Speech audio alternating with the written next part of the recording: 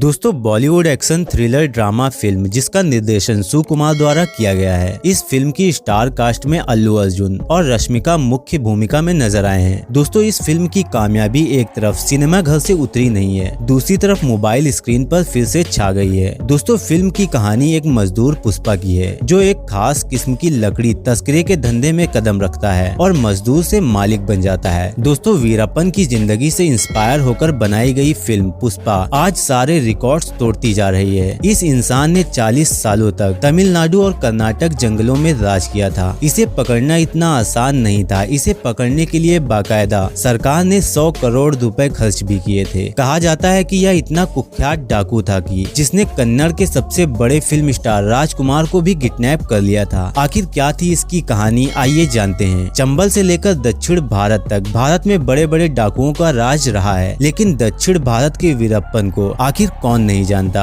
डाकू बनने की इसकी कहानी वैसे तो 1962 से शुरू हो चुकी थी, जब यह सिर्फ 10 साल का था। 10 साल की उम्र में इसने तस्कर का कत्ल किया। उसी वक्त फॉरेस्ट विभाग के 3 अफसरों को भी इसने मार गिराया था। हालांकि स्मगलिंग करने के लिए फॉरेस्ट विभाग के कुछ अफसर ने उसे उकसाया था, लेकिन जब यह स्मगलिंग करके खूब पैसा कमाने लगा तो इसे मारने के चक्कर में अधिकारी खुद इसके पीछे पड़ गए, जिसके बाद वो अपनी जान बचाने के लिए जंगलों में भाग गया और फिर शुरू हुई एक नई कहानी। दोस्तों 17 साल की उम्र से ही हाथियों के दांत की स्मगलिंग शुरू कर दी और इसने तकरीबन 2000 हाथियों को मार दिया। इसके अलावा तमिलनाडु और कर्नाटक के बीच पाए जाने वाले लाल चंदन के पेड़ों को काटकर स्मगलिंग भी करता था। जब कभी पुलिस वाले इसे पकड़ने जाते तो यह तमिलनाडु के बॉर्डर को पार करके कर्नाटक चला जाता, तो पुलिस वाले बॉर्डर के नियमों को मानते हुए वहीं से वापस आ जाते। यही यह कर्नाटक पुलिस के साथ भी करता था और अगर कोई इसके बीच रास्ते में आ जाता तो उसे सीधा मौत के घाट उतार देता।